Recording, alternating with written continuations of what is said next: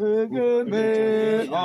Sito upesi, fika kwa Bwana Yesu. Bwana Yesu amekwisha kukutengenezea hivyo tena, atukuzwe ukarudi Yesu. Onja humu tulimo nchi ya, atukuzwe ukarudi Yesu.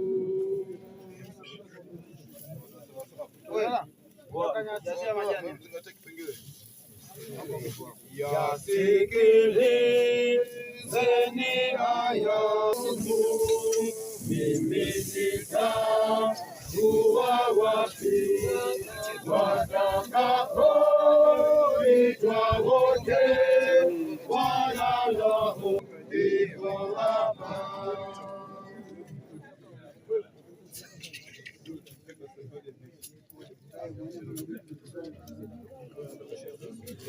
Ambio Yesu Roho aponya, itangaze nipokee. Yesu Roho aponya, hili ambio Yesu Roho aponya. Rogani kundeni sauti yasikike, wimbo wa washindi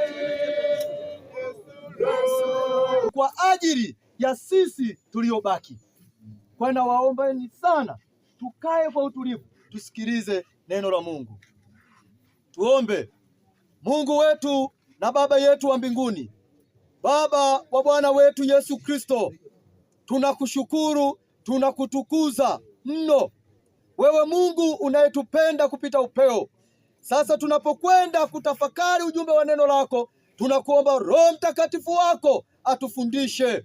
Roho Mtakatifu wako atukumbushe na kutufariji. Baba, tupe nguvu tuweze kustahimili haya ambayo Baba yametokea. Mungu tusaidie. Amen. Amen. Nitasoma neno la Mungu kutoka kitabu kile cha Injili kama ilivyoandikwa na Yohana Mtakatifu, mlango ule wa 3 mstari wa 16, mstari mmoja tu. Neno la Mungu linasema, kwa maana jinsi hii Mungu aliupenda ulimwengu hata akamtoa